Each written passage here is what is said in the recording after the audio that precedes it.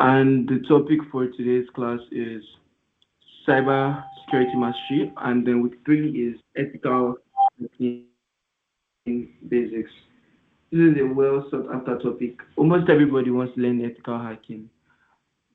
Now we're going to treat the basics today. So let's get on with the class. So now the penetration testing life cycle. Ethical hackers, pen testers, penetration testers, they don't just simply guess passwords or shoot blindly into a network. They follow a strict, highly methodical engineering life cycle.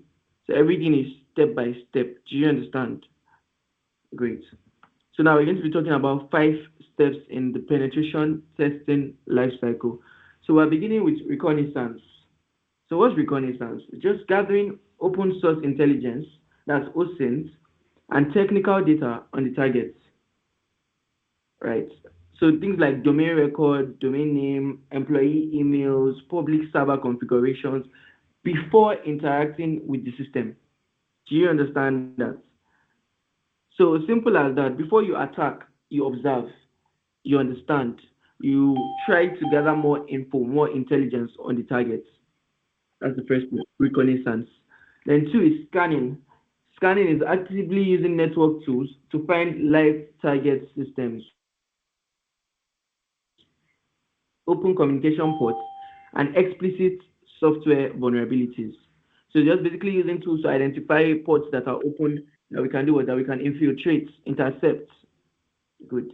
And third one is exploitation. After finding these open ports, what do? We exploit it. So actively breaking into the system using vulnerabilities that we discovered in step two. And step four, post exploitation. So validating the impact of the breach by escalating administrator or access privileges, that's becoming the administrator, locating sensitive corporate assets, and demonstrating persistent access. So you've gathered information, you've scanned for open ports for vulnerabilities, you've exploited the vulnerabilities already. So now you're in. Can you maintain access? Can you escalate privileges? If you infiltrated the company by attacking their secretary, can you become the CEO? That's post exploitation. Then stage five or step five is reporting. One of the most critical aspects is reporting, documenting precisely how the system was breached, what data was exposed, and detailing engineering steps on how the organization must what remediate, how they must fix the vulnerability. So it's well enough that you're able to gather information, still well enough that you're able to find vulnerabilities, you're able to break into the system, whether or not you're able to maintain access or escalate privileges. It is very important that you document exactly how you did it and how the company can avoid things like that from happening. Next, we have understanding vulnerabilities, OWASP, top 10. So the OWASP top 10 is the global standard document representing the most critical security risk to web applications. So the first one of the most critical weaknesses is SQL, site query language. So SQL injection, SQLI is what it occurs when a malicious user, the input from the malicious user is passed directly into an interpreter as part of a database command. So generally, you're trying to log in username and password websites, and then instead of putting in username, you put a string that makes the website think you're querying it. So yeah, instead of saying, okay, username is bear guy and the password is bear123, instead of putting that credential, you go ahead and say echo. The moment you type echo, you're asking the database to do something. You're asking the system to do something. So no longer are you inputting it strings that it expects. You are giving it commands. That way you have done what you have breached their security. If the website is vulnerable to what SQLI attacks, site query language injection attacks. Very good. So the application in this step, the application is strict into executing unintended instructions, allowing an attacker to bypass authorization or to extract entire data tables. So it's very possible in the process of an SQLI attack that a user bypasses the login. He just makes the database think that he puts in correct credentials. Meanwhile, he didn't do that. So that's SQLI injection. They can even use that to do what? To dump. There's what we call dumping. Dumping is extraction of databases. If they dump a website, they can extract all their customer information. And that leads us back to our very first class on what? On phishing. After they extract this information in a website that you fill in your email and password, if I was to extract database from there and dehash it, most of the database are hashed, they are protected. But we have what we call dehashing, the mechanism of what? Of removing this protection from the database. Then I see your username and password, anonymous123 at gmail.com, and I see your password. Most often than not, 9 out of 10 individuals use the same password for several different sites. The same password that you use for your Instagram, you use it for your Facebook, you use the same one for your LinkedIn. The moment I have access to one, I have nearly parallel access to almost all your websites using the same credentials. That is one of the dangers of SQLI attack, site query language injection attack. Two, broken authentication.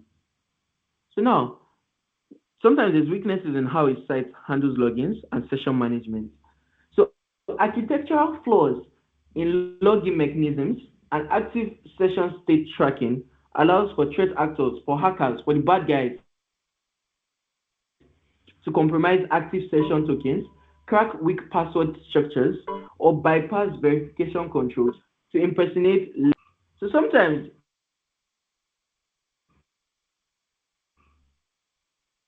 your website saves what we call tokens. Every time you put your username and password, it saves what we call session cookies onto your Chrome, onto your browser. So now sometimes you notice that if you log in today and you try 6 hours later, you're still logged in. Naturally, if you didn't put your password, you shouldn't be logged in again, yeah? But these cookies save you time for maximum user experience, user friendly user interface to make the user enjoy the website. It's very normal that the website saves your cookies and logs in for you every time you refresh within a certain period of time. But if these cookies are not being saved properly, they can be exploited. A hacker, a threat actor can do it, can make second use of these cookies and log in your accounts on what? On other devices. Very good. Tools of the trade. Scanning and sniffing. What is scanning and what is sniffing? So the first tool, Nmap, is a network mapper. It's usually used for scanning, and Wireshark is used for what? For packet sniffing, interception, and modification sometimes. So Nmap stands for network mapper, and it is the industry standard, the cybersecurity industry standard for network discovery and security auditing. Nmap sends packets to a target and analyzes their responses to map out the network, identify open ports, and determine what software is running on these open ports. Do you understand that? Very simple. So it transmits crafted network packets to targeted systems and evaluates their responses to discover open ports. And what it is about these open ports, if we find open vulnerable ports, we can exploit them, we can take advantage of them. I hope that's clear.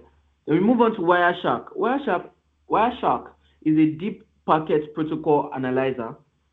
So what does it do? It lets you capture and interactively browse the traffic running on a computer network in microscopic details. Very clear, very easy, very simple.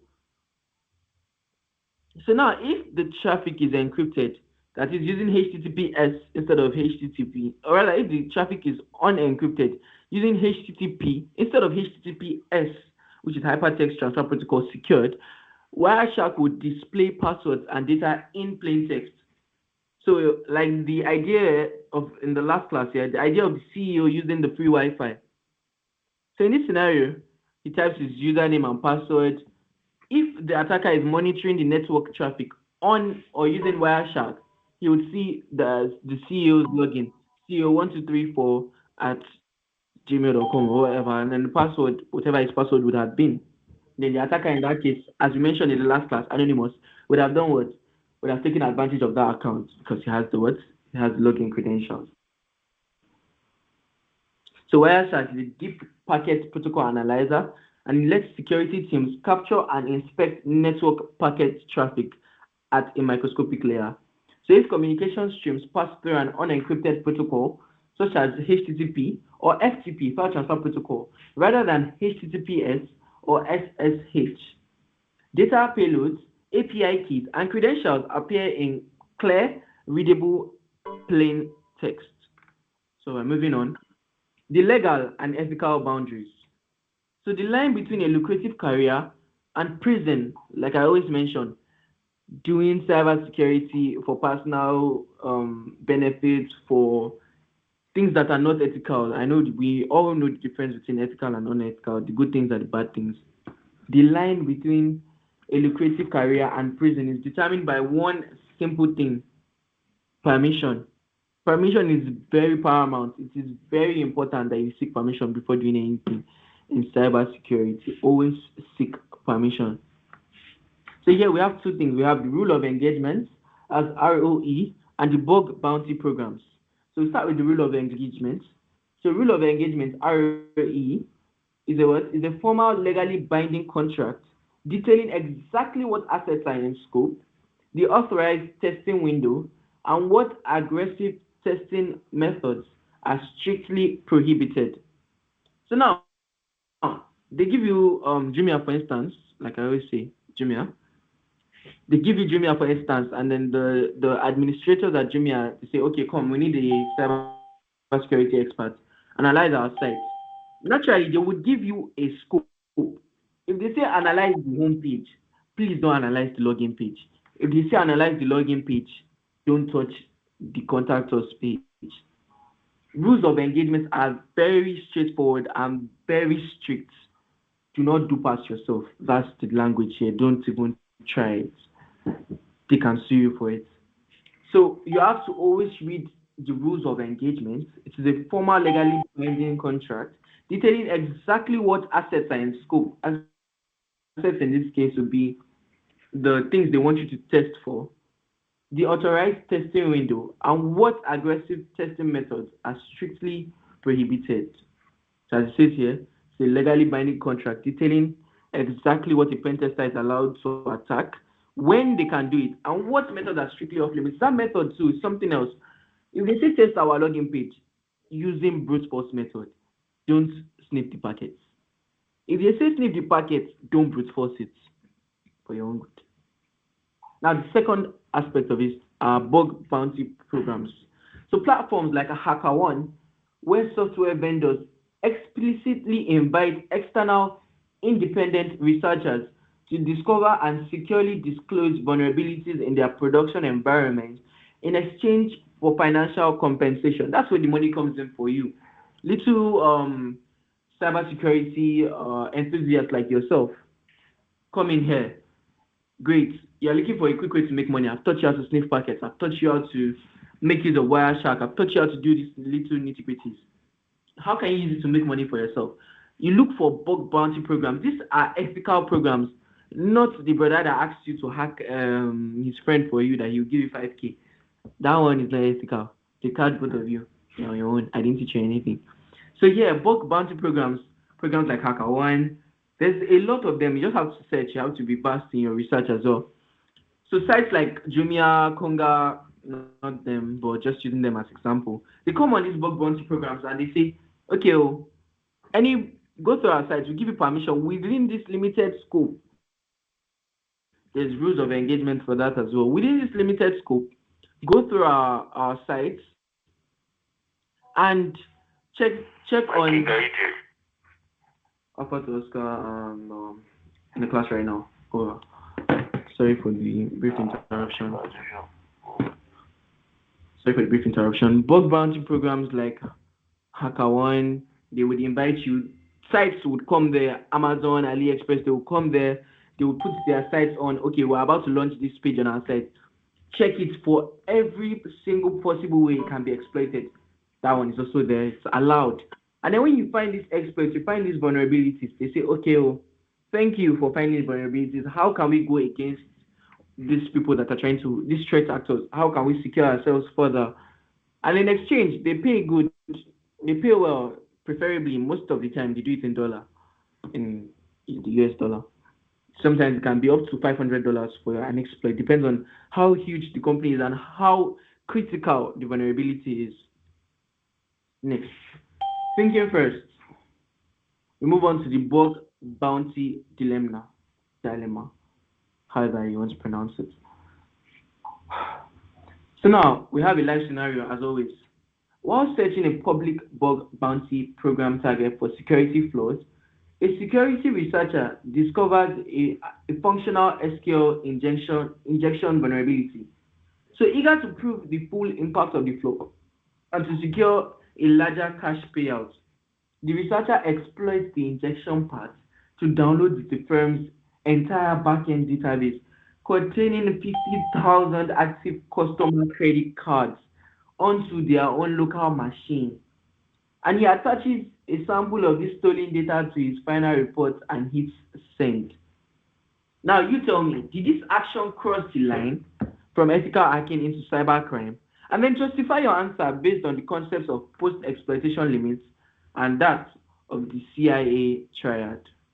So I want answers to the question I just asked, the scenario I just placed in front of you. Can I have answers to the scenario? I want your opinion. I want to hear your talk. This is an interactive class.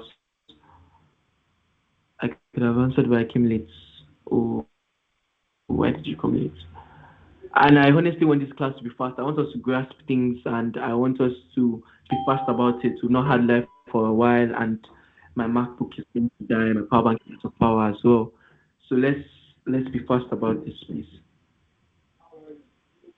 Do you guys want me to go over it again? Do you want me to go over the live scenario again? Just reply in the chat box, please.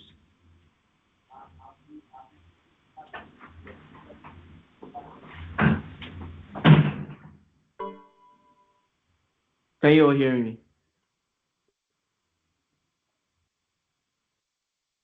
Okay, great. I'll go over the live scenario.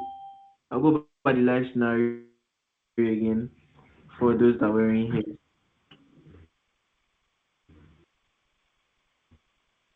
Whilst an SQL injection vulnerability. So because you want to prove the impact and so you can get a higher payout, you exploit the flow by yourself. They didn't ask you to exploit it. You did it by yourself. You downloaded their customer database of 50,000 credit cards to your own laptop before writing your reports. So now, did this action that you did, this action that you just performed, did it cross the line from ethical hacking into cybercrime? If yes, tell me whether it did or whether it did not. So justify your answer based on the concepts of post-exploitation limits that I mentioned in the previous slide, where we're talking about ROE, rules of engagement, and justify your answer based on your concepts of post-exploitation limits and the CIA triad. Remember when we talked about the CIA triad? Confidentiality, integrity, and what? And availability. So I want to hear answers now. I want to hear your opinion.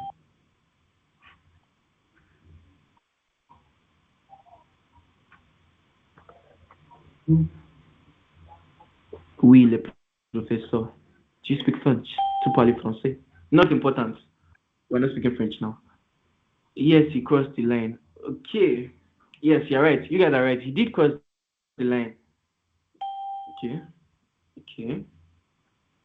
Okay. You have turned yourself into a great hacker. Very good. These are the kind of answers I'm looking to hear. Answers based off of what I have taught you. Okay. Great. So yes, he did cross the line into criminal behavior. I don't know whether the guy wants to turn to loader or to picker. Well, I don't know what he's using the credit cards for. Yes, he downloaded the details without permission. Very good. The action is now cybercrime and no longer ethical. Something that anonymous boy can do anyways. So yes, they did cross the line into criminal behavior and bug bounty platforms grant explicit permission to discover vulnerabilities and not to exfiltrate data. So this HackerOne site, this bug bounty site, they do let you discover it. And they strictly tell you it's part of their ROE, it's part of their rules of engagement. Before engaging, they will tell you, do not exploit it. Just tell us the vulnerability. We check it out ourselves. Don't exploit. Now, the post exploitation ethical hackers should only do what's necessary. Very good terms. James, that's very good. Very good. I'm really impressed by your answers tonight. And then the post exploitation rule to demonstrate an SQL injection's impact ethically, you only need to pull non-sensitive database version number. So things that are and anonymous doing now, no man. So things that are non-sensitive, not credit card information. Of all the things he could have pulled out, he could have pulled out something as simple as their database number.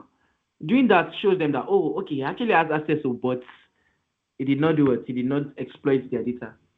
So by downloading real customer records, it directly violates the confidentiality pillar. Do you remember when we spoke about confidentiality in the CIA triad? So he has done what he has violated the confidentiality pillar of the CIA triad. The researcher stole corporate data without an authorized ROE allowing that specific action. So it is possible that a company will tell you, okay, well, if you work for them, if you are not as a bug bounty hacker, if you work for them, they can say, okay, exploit it to the max. Let's see how far you can go with it. But you don't work for them. I don't know. You can be selling the credit cards on the dark web. That's a very possible scenario. So they want to avoid that by all means. So back to back. Action required. To pass week 3 of this course, you have to complete the following vulnerability assessment test. So the scenario, you're scoping a pen test for an e-commerce website, in brackets, maybe Jumia. So you are going to write a brief ROE summary, a brief rule of engagement summary. So you are going to define what method you use for reconnaissance, explain why discovering an open port via Nmap is dangerous. Finally, you're going to draft a strict rule ensuring your test does not affect the site availability for normal customers. So while you're testing, nothing should do our customers. Everything has to be ship sharp. Do you understand? Is everyone with me? I can't hear you. Can you guys type? Is everyone with me? Wonderful. So now I'm going to head over to the practical aspect of this class. I'm going to do something, two really fun things here. So you guys stay with me. Practical things, yeah. Just some practical things. So now we're going to head over to our terminal. If you're using a MacBook, it's terminal. If you're using uh what's the name of that other one? The Windows, yeah. If you're using a Windows operating system, you head over to your CMD. Very good, your command prompt. So now we're going to do something. It's not practical, I think you. If you have terminal on your Mac, you can head over to your terminal. If you're using Linux, I think you have terminal there as well. Depends on the kind of Linux you're using anyways. So we're going to do HTTPS. So we're going to do www.facebook. I don't know why I chose Facebook, not Jumia. I think I've been dragging Jumia too much. So now, this command, what does this command do? Anyone have an idea of what the command does? Okay, great, fair enough. So what does this command do? Look closely at the lines returned on the screen. So output exposes configuration headers from the production environment of the website. So basically, what does it do? Now we can see the location of the home page. We can see the endpoints handling this link. We can see where it reports to. We can see if there's a cause policy here, cross origin opener, none. You can see if there's a redirect here, agent clusters. All these are vital information for someone that is doing what? Doing reconnaissance. I'm saying that Jumia ambassador. They not deliver my order. That's why I've been dragging them since. Terminal. Terminal is your command prompt if you're using Windows. If you're using Windows, you do Windows R, or you just type in your search bar CMD. It's Mac. If you're using Mac OS, that's MacBook, and you just search for your terminal. Okay. So now here we can tell a lot of information just with these 5-6 lines. We can tell a lot about their homepage. Do you understand? So this is where we begin our recon from. So we look through, we look. Nothing interesting here, anyways. But time you get to know how to use these things. So now we're going to check if their network ports accept traffic. So we're going to do an NC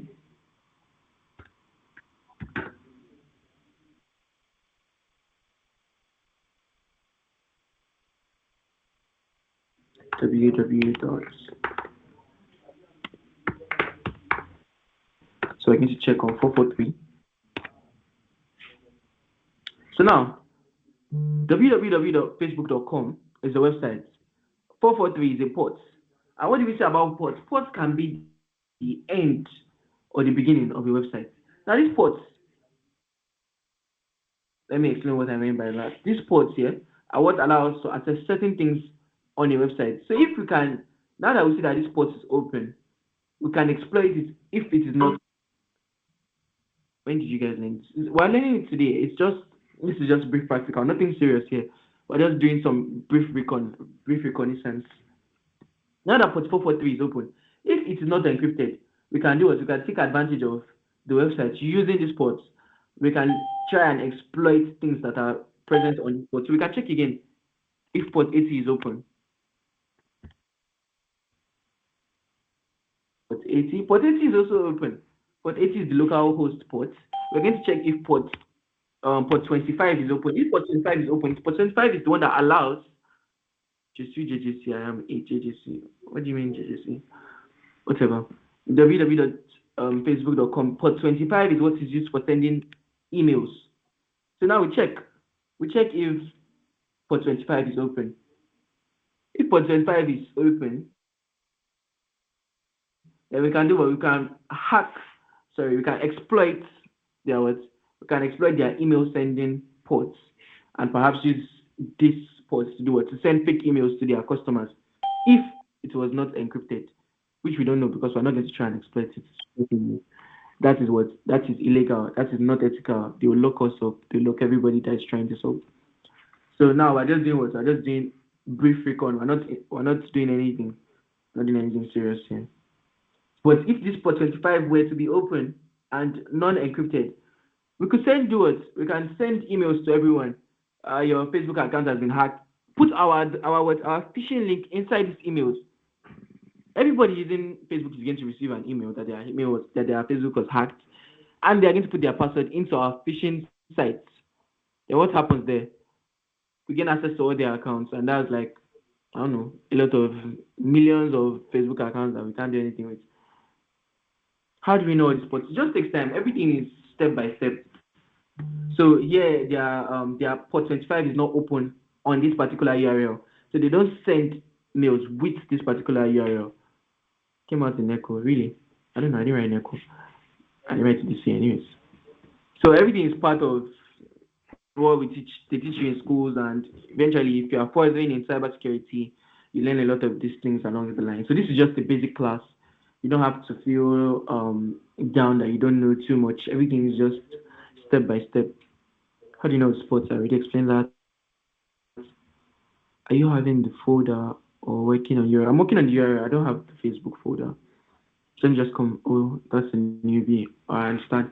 Can you hack Facebook? Hmm. Story for another day. And hacking is a very broad term. Phishing is a type of hacking. Phishing is a sub sub action. I'll call it. It's just under hacking.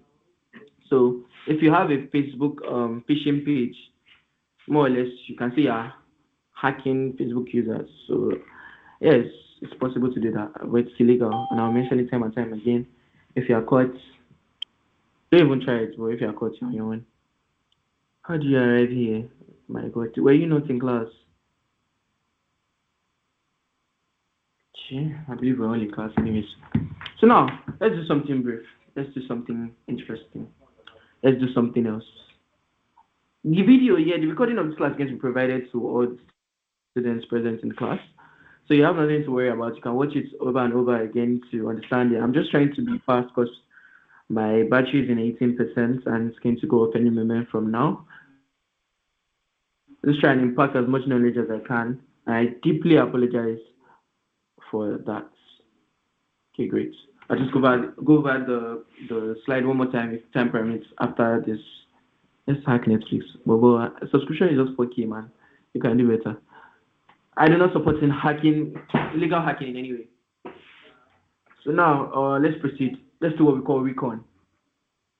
Let's do something interesting. Let's do something interesting. Um, Someone should provide the full name, your full name. Is it possible to get more apps on iPhone? Yes, it is possible, but I do not support iPhone jailbreaking, and this is not the class for that. Ajayi Raji Habibla Olasukomi. So now let's do. You get if your the network is poor, you get recording of the class. So now let's take Raji Habibla Olasukomi as an example. Let's say this guy was the CEO at Jumia. I don't know why they didn't deliver my order, but let's say he was the CEO at Jumia. We do what? We take his name, we take his full name, we copy it, paste it here. Google is a very large search engine. We paste his name here. Because we know he works at Jumia, we should know what he looks like, yeah? So now we come over here, yeah? We see this guy is a fleet officer, probably not the guy we're looking for, not the guy we're looking for. Raji Habibla, student at University of Lagos. It's very likely that this is our guy because I know he's most likely a student because he's here, and he's definitely not a fleet officer because if he was a fleet officer, he most likely wouldn't be here, attending to the planes in the aviation tower. So now, Raji Habibla, is this you? Is this your LinkedIn profile? Can you confirm that for us?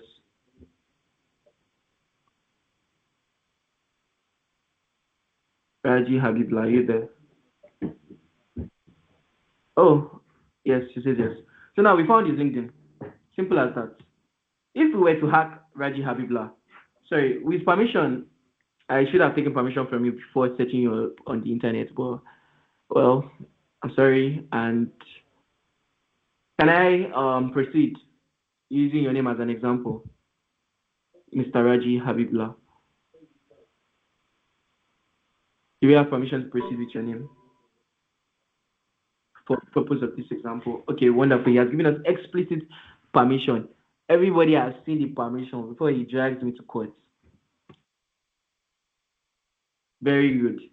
Now this is his profile. From his name, now I know he goes to Unilag. Very interesting. So now what sets is he in Unilag? If my LinkedIn was logged in, I'll be able to see when he opened his LinkedIn account. And I'll be able to see the year he set for Unilag to show as his what as his education. So if I was signing, I'll be able to see this anyways. So now if I know that he entered Unilag, oh, see his face. Huh, we found him. Good looking guy anyways. Anyways, so now we have Raji Habibulah's face, we have his name, and we have his school. If I was signed in here, I would be able to see the year he decided to go on with Unilag to start his education in Unilag. Let's say he joined let's say he joined Unilag in 2024, and this is 2 years, so most likely he's in 200 level. So now, if I look at set of 2024, I have his face already, I have his name. Now I'm looking for his department here. There's very simply ways you can go about this. Most likely he has a Facebook account or any other social media. Would do what we do. We'll collect intel on him in so many different ways. We would search for the same name on so many different social media platforms. That's why as cybersecurity experts, we have to be careful about what we put on the internet. We have to be very, very careful about what we put on the internet. Do you understand? You dare me? Probably not a good idea. So now, if we were to go about this in a good way, I would message you. I'll say, "Hi Raji, how are you doing? This is James from LinkedIn, and we found a job suit that works well with your fit. We're looking to recruit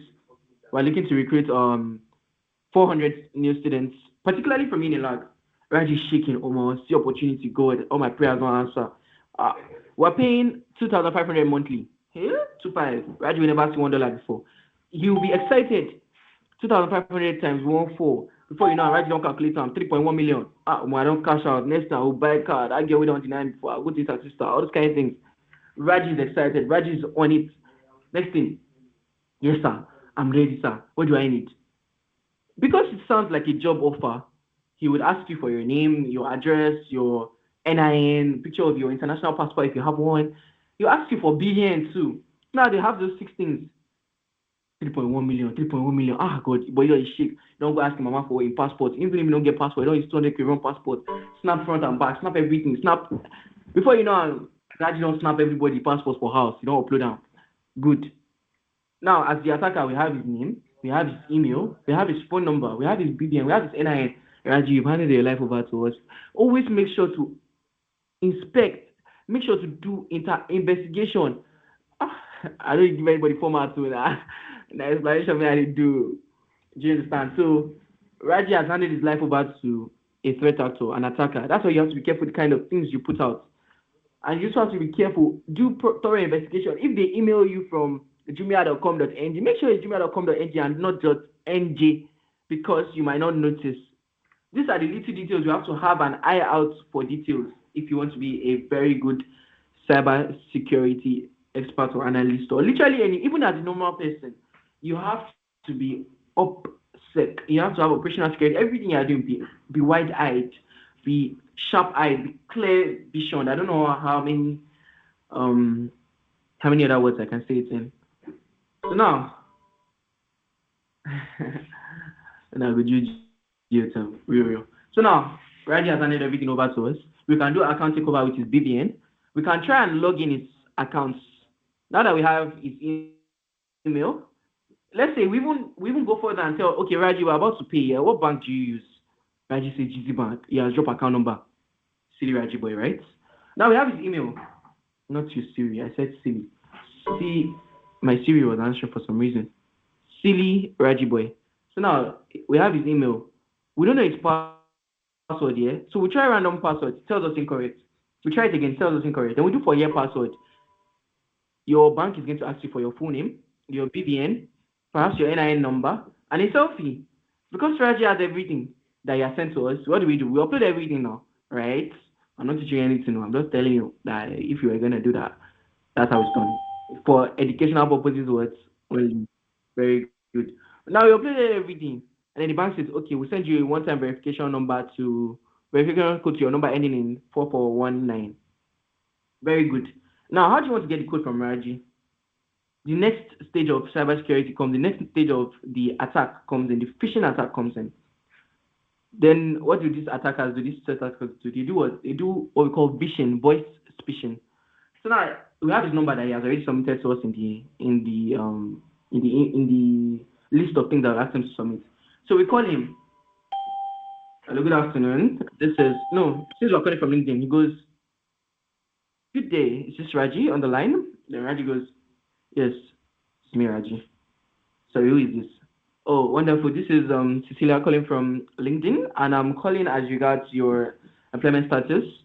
Oh no, let's even say he leaves LinkedIn. She leaves LinkedIn, and then she says, "It's calling straight from your bank." And then she goes, "Good morning, Raji. I'm calling from GT Bank, and we saw a transaction of 416,000. No, Raji's balance is 500K. His last money, perhaps school fees that is that sent to him." And then he's like 414K. If they come out that money, I don't dare. So he answers, yes, ma. Yes, ma. So we blocked the transaction of 500,000 naira on your GT Bank accounts. And to confirm that you did not initiate this transaction, please provide the one-time verification code provided to you via SMS. The next thing, they don't send code from GT Bank. It only makes sense that you're talking to a GT Bank agent and a GT Bank code comes in, right? Right. So Reggie doesn't think it twice. His body's already shaking. I'm going to become that 419K. I don't dare. 442114.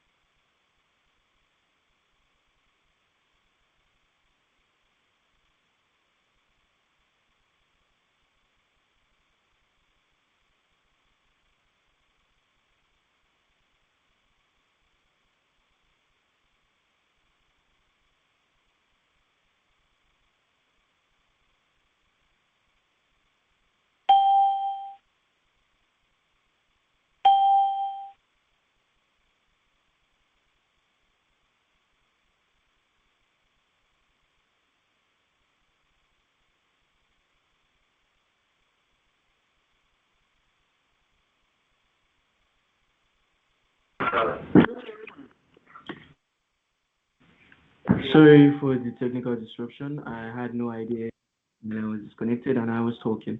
So where did I stop my people? And once again, I'm sorry. Do you hear me? Unfortunately, I did not go to watch the match. My network disconnected, and I am back again. So, can you guys remind me where I stopped?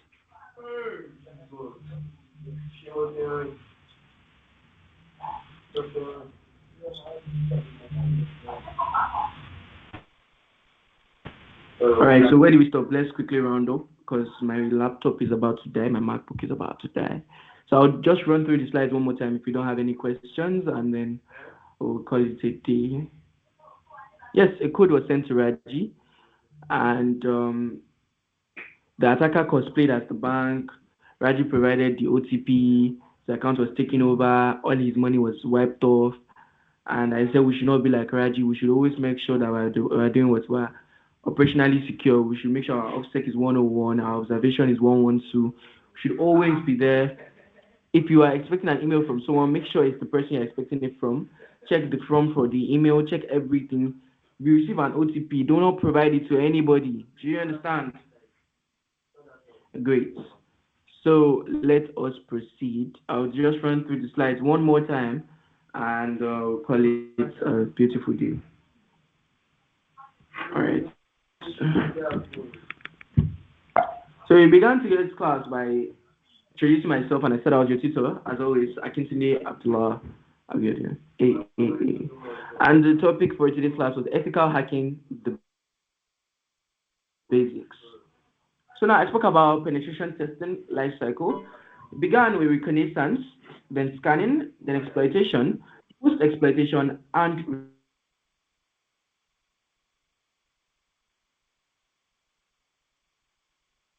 reporting. So now let's talk about server types before launching an attack. Afterwards, we will be doing the scanning. So scanning is using tools to identify open ports, live system, and specific vulnerabilities on the network. Then we move on to exploitation. After scanning now, when you don't see vulnerabilities, what do? You exploit as per bad boy, and now they can catch you. So under exploitation, we have actively breaking into the system using vulnerabilities discovered in what? In step two. So now you've looked for information about Raji. We've identified his website that he has vulnerable ports. We've done the exploitation. So now what's next? Now that we've entered, Raji is not. Let's say Raji was not the CEO and he was the secretary. We entered the secretary's portal. Is it possible now that we've entered? Can we escalate privilege? Can we try and become the CEO on the portal? Are we able to find sensitive information like credit card details, bank logs, things like that? And then we said the most important of all is what? Is reporting.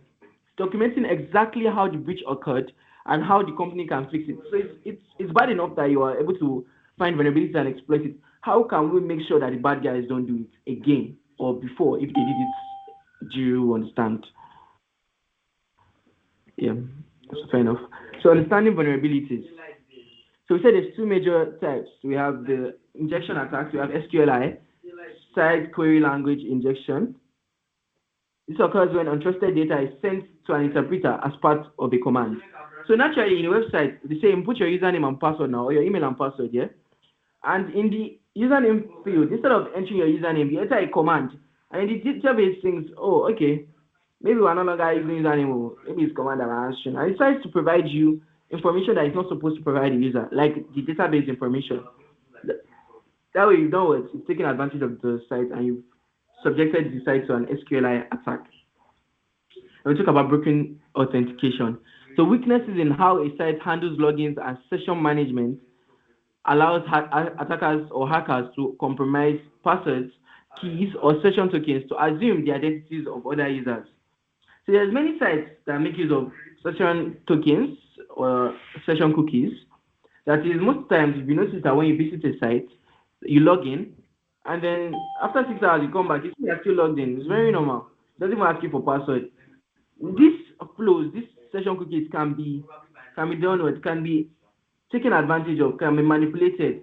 If someone exports your session cookies, funny enough, believe it or not, if I export your session cookies from your PC I can make use of it on my PC and log into your account, make transfers, do literally anything I want to do within ethical ranges, of course.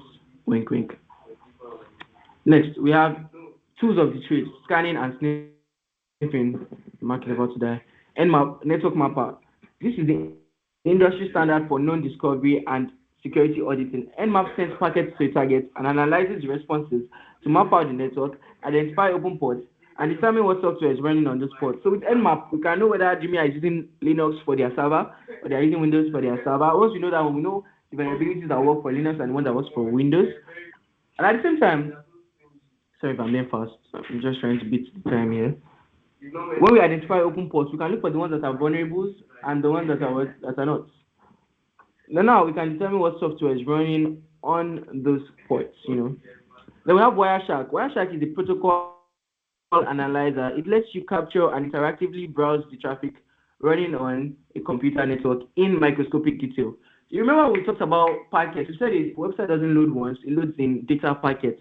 So if we can capture those packets before it loads for you, in your website, you actually enter jumia.com, right? You're supposed to go to the real Jumia. But I, as the bad attacker that I am not, what do? I replace the what?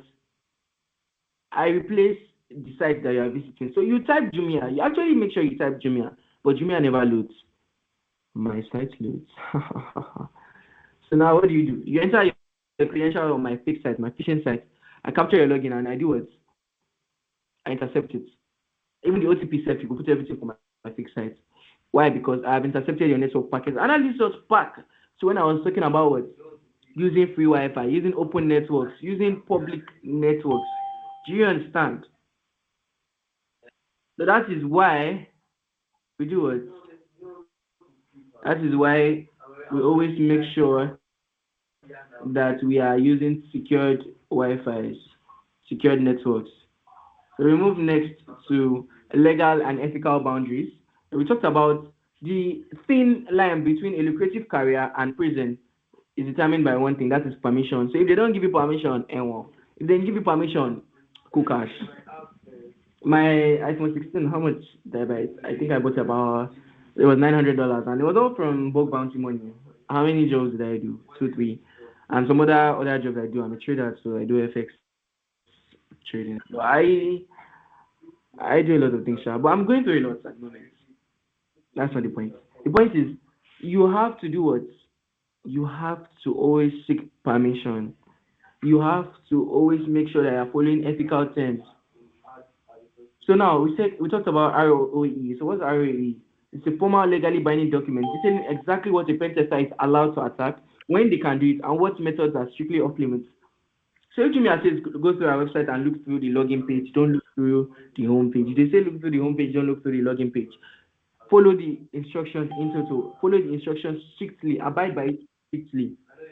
Good. So now we have bug bounty programs like HackerOne, where companies like Jumia again, for example, AliExpress, Amazon, American Express, literally all big websites, they come over for bug bounty program to see if there's new styles in town, new hackers that can try to help them find bugs in their systems.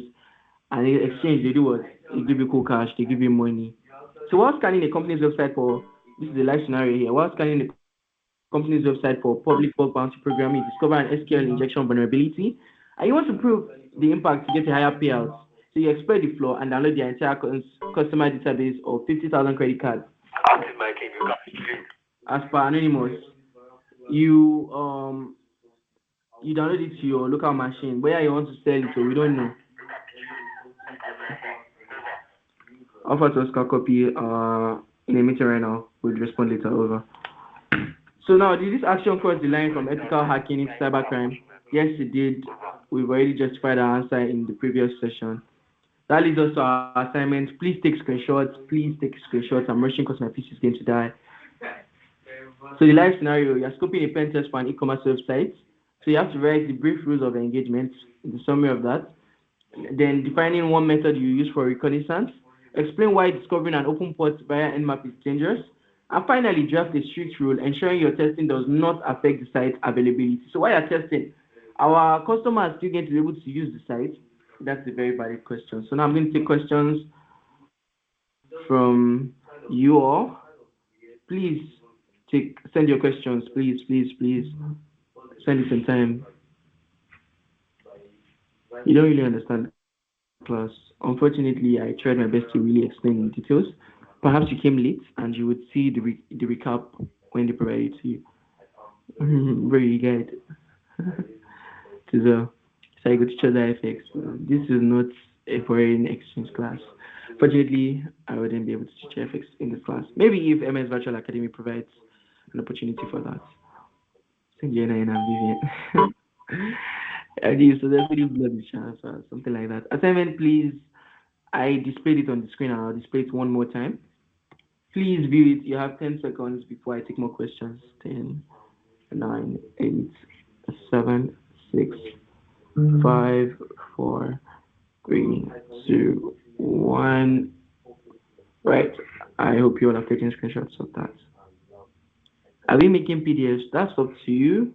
Submit it in any way possible. Just ensure that my assignment is complete and up to date. You're welcome. Any other questions before we call it a day, a night, and a weekend?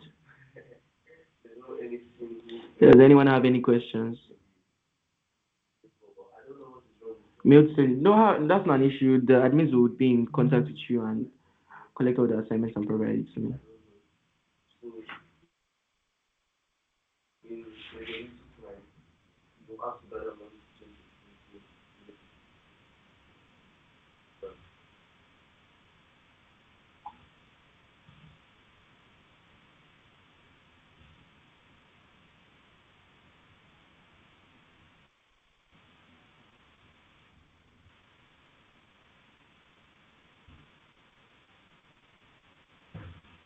No link to submit the first assignments. Apparently, the admin should have been in touch. I have no idea about that, but definitely you'll be in touch. MS Virtual Academy got you. Can we get the PDF of the last class? Everything will be provided to you by the administrators. Can you teach me how to hack at least apps like CapCut? Hacking is illegal, my anonymous friend. You will get arrested if you are caught. All the slides will be provided, and I would take it that there is no question regarding this class. I want to thank everyone for being present in class today, and I hope we learned something. Um, Thank you guys once again, and that brings us to the end of this class. We need a group chat where this doesn't make noise. Administrator, just anything you want, talk to your admin.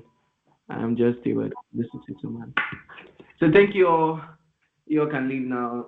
You all can leave now. Thank you, thank you, thank you. Oh, wait, do you have a question?